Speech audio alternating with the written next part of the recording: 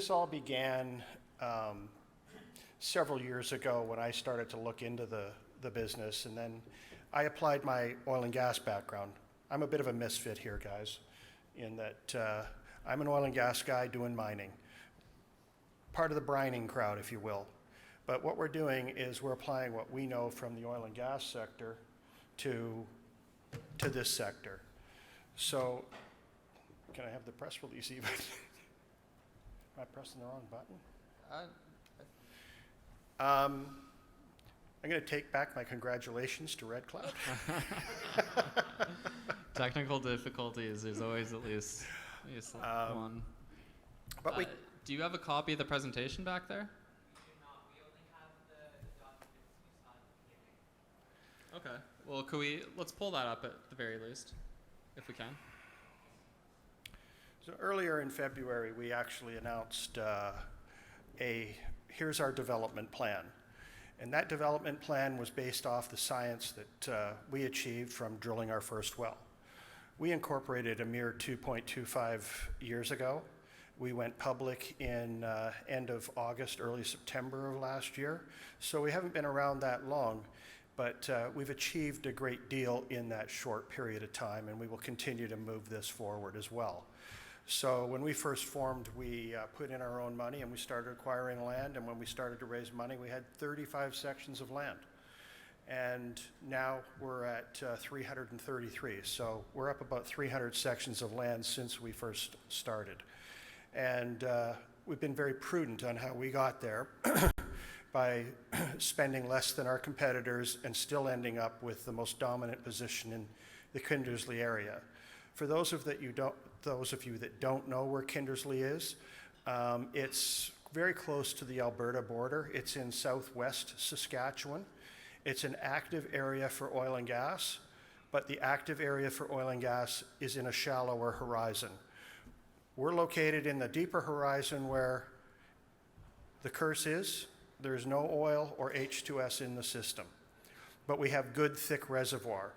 We chose this area in particular because our geology, hydrogeology told us this would be a good area to be working in. It had evidence of high lithium, and it's on an arch that formed post-deposition and much later in the system. So the depth to our target is only 900 meters, whereas the depth to the target where most other lithium brine projects in Canada are being developed is more like 2,500 meters.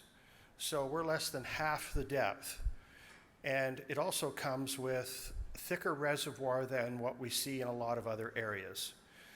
So it's a bonus for us. Shallow depth, lower drilling costs. We need a smaller rig, and the rig rates are a lot less for those smaller rigs, and we can drill them fast. We drilled our first well and did a production test on it for $1.5 million. It was quite favorable considering what it will cost to do it anywhere else, controlling our costs, just like we controlled our costs on our lands. Our presentation is available on our website, and you'll be able to see a bunch of this if you go there. So our development plan was based on, we drilled our first well, we know our lithium concentrations. How do we make that work for us in terms of productivity? We need to know how much will a well produce in terms of brine, because if we're trying to fill a facility with brine, we need to know how many wells we're going to need. So after a lot of science and engineering and the testing of our first well, we need 22 wells to fill our first facility. And we're going to drill 24. We already have one. We're going to drill 24, and that's just prudent practice because that way we'll have more. Oh, here we go.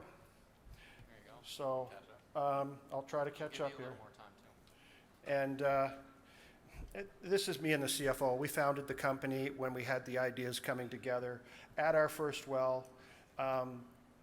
We need to know where we're going.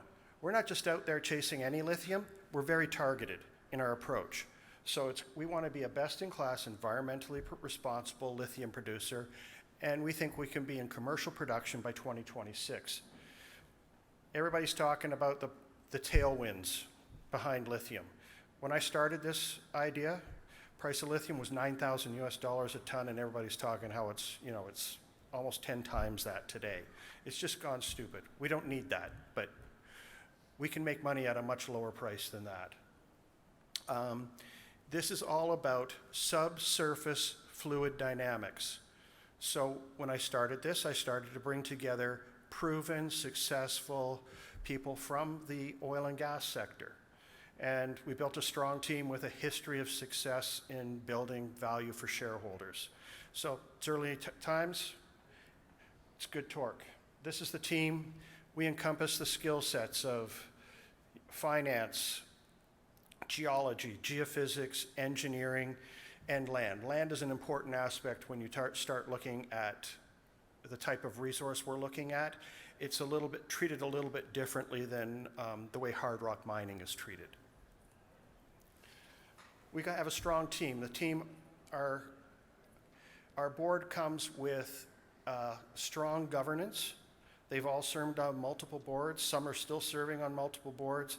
And it also brings together skill sets that can help us as the team. We've got engineering, geology, finance, capital markets experience within our board.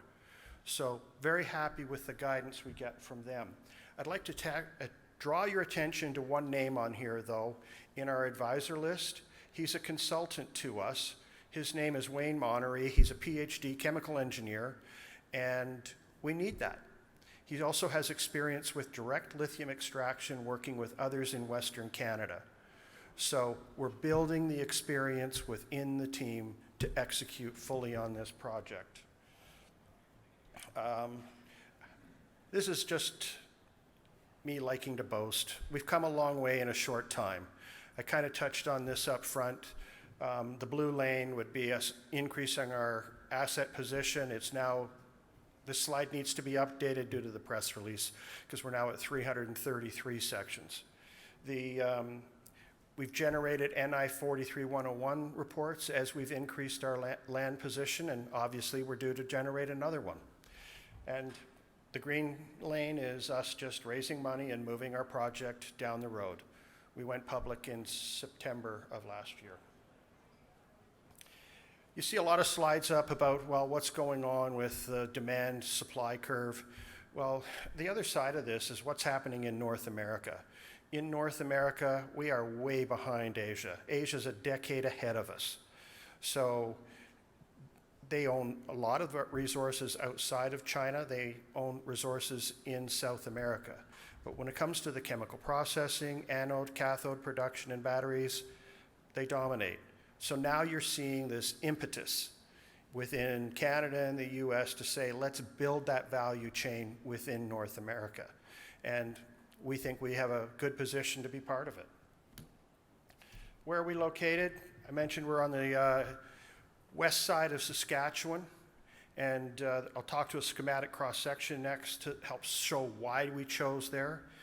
But the real value that we chose here, again, no hydrocarbons, no H2S, shallow depth, and we can be operating here as quickly as possible relative to all the other projects that we see going forward. We're not as far advanced as some of our peers in this group, but we've moved quickly. You saw we moved quickly, and we will continue to move quickly. This is the schematic cross-section I promised you. I want you to think back 420 million years ago. I know that's beyond my time, but this part of Western Canada, it was the Great Barrier Reef of the world. So you were building reefs in the Leduc Formation, called the Dupereau in Saskatchewan, and we're just part of that system. It was subsequently structured, and then the subsequent structuring left us in a position in the Kindersley area where we're only down 900 meters to reach the top of our zone. We drill down to about 1150 to totally open up what we see as the critical parts. But you want to pursue this anywhere else, you're going to double the depth. So we saw that as an advantage, and plus we have good, thick reservoir. And that becomes important not just for storing the brines, but delivering the brines. We currently sit at 3.7 million tons. That'll go up with our next report. But we're not just proud of the number we have. We're proud of the technical quality that went into it because we're applying what we learned from oil and gas. So there's very detailed mapping that's gone into this where we really attach the rock properties into a three-dimensional model. And why do you need that? You need that because ultimately you need to know how this reservoir is going to deplete. If you think about the reservoir, it's like a sponge. Sorry. It's like a sponge that you're trying to push water through. That's transmissibility. You need to understand your transmissibility and your pressure recharge behind that. We know that. We understand it, and this is unique to us. And that helps us generate a good report, and it helps us understand, well, how close do your wells need to be when you're essentially putting a bunch of straws into the same milkshake.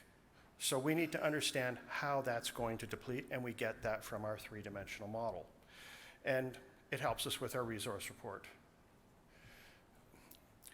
The other thing we got out of production testing our well and putting it into our model is we can count on 20,000 barrels per day out of each well that we drill into this formation.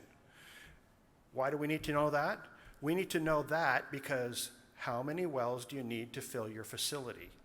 Because our area doesn't have H2S or oil, that minimizes our pre-filtering requirements for our facility. So we can go to a smaller facility that is modular and repeatable. And that's our plan. We will build multiples of a 10,000 ton per year facility, but let's get the first one on and get it producing. So this is our area. This is where we drilled our first well. The purple area on here is the land acquisition that we just put in place, and it's important to us because it's now orange on this slide. Sorry about that.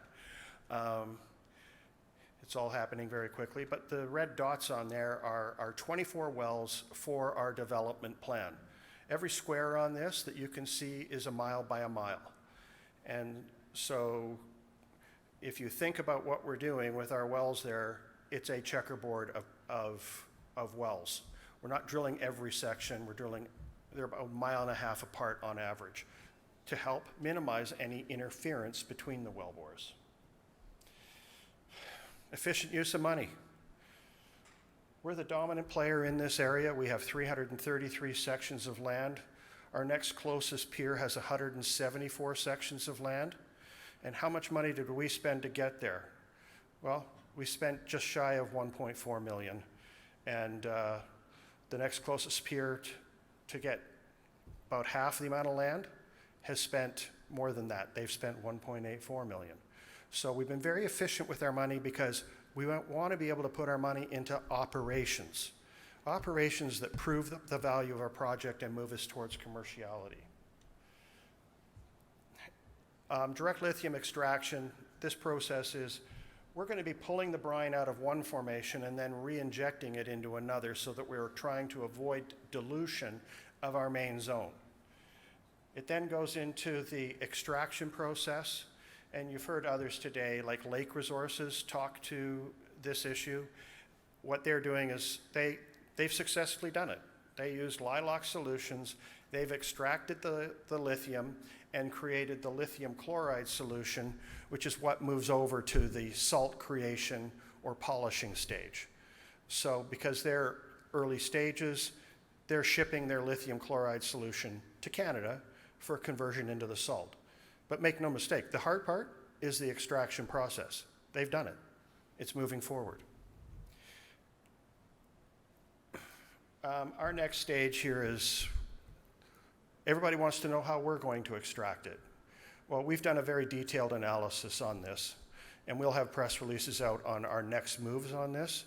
But we evaluated the spectrum of companies that are out there, narrowed it down to 6, did detailed studies on the processes of each of the 6, and we've selected 2. And we're just in negotiations with those 2 for them to do lab pilots on our brines. So we'll be doing lab pilots here very quickly on our brines to select the right DLE provider. And the picture on the right there is just of our brines in storage. They're ready to be shipped. So as soon as we finalize those contracts, which should be very shortly, those brines are in transit to labs in North America for the testing. ESG, we like where we're at. We'll eventually have a facility that looks more like the bottom one on the right, and we'll have a number of wells feeding into that through pipelines. We won't have an open pit mine, and the salars that you see, or the evapotranspiration ponds that you see in South America, you won't see those here either. Not only would they, no government in Canada is going to ever allow that, but let's face it, in the middle of Saskatchewan in the winter, evapotranspiration isn't going to work. PEA, everybody wants to know how we're progressing. Well, there's a lot of things you need for that, including your resource report. It's done. Your development plan, it's done. So the orange blocks in this are moving us towards our preliminary economic assessment. This block in the lower right, which is our technology evaluation, that'll turn red when we start shipping, or orange when we start shipping the brines. And later this year, we'll be able to announce who will be our technology provider. But the important thing here is it doesn't matter which technology provider we choose. Their technologies are so similar that our facility design won't matter. So when it comes to doing our cost analysis, we know our drill costs, we know our pipeline costs, and we can start to work on our estimations for the facility costs without even having nailed down which technology provider it will be. Ownership of the company and our capital structure. We've been investing at every round. We are lockstep with our shareholders. We insiders own 14%. We have institutions that own 17%, and we're broadly owned by retail. So that's our dominant portion is retail, but there are some very large, faithful shareholders within that retail group. And at the end of the year, we had $3 million in the bank, but we continue to spend money on things like acquiring the assets that we just did, but most of the money is going into engineering studies to move us towards the PEA so that we're then getting towards developing our first demonstration facility. Comps. Arizona Lithium bought Prairie Lithium in Saskatchewan. Just doing some simple metrics based on an evaluation of Prairie Lithium's tonnage, LCE tonnage, and expressing it in a EV per ton, enterprise value per ton. It would translate into we should be trading 3 times where we are today. That's just a simple metric. And the data on the right is what's in our economic model. So we can look at what others in the space are saying about what is the cost to build their facility. And it's about $20,000 US per ton of capacity. It's a fairly narrow range that others are showing for this construction.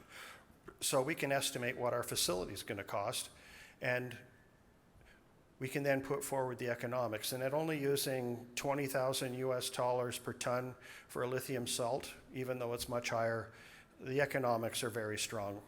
We figured we could make money and make a great rate of return at $9,000 US per ton. So we're just going to continue down this path.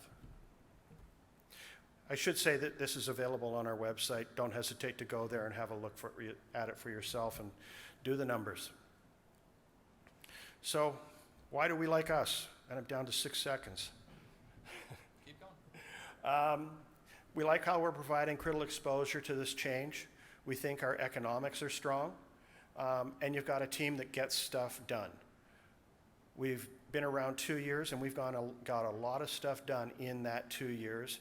And even the announcement yesterday just shows we continue to move things forward. And we're driven. We're driven because we're oil and gas guys that are used to seeing a rate of return on our investment within months, not years. So we are disciplined in patience, trying to move this towards commerciality in the most prudent manner possible. We're in Saskatchewan. If you haven't been to Saskatchewan, I love Saskatchewan. And many of our team are from Saskatchewan. And Fraser Institute rates it very highly. 2009, I was Saskatchewan Oilman of the Year. I'm used to doing resource developments in this jurisdiction. So I'm now open for questions.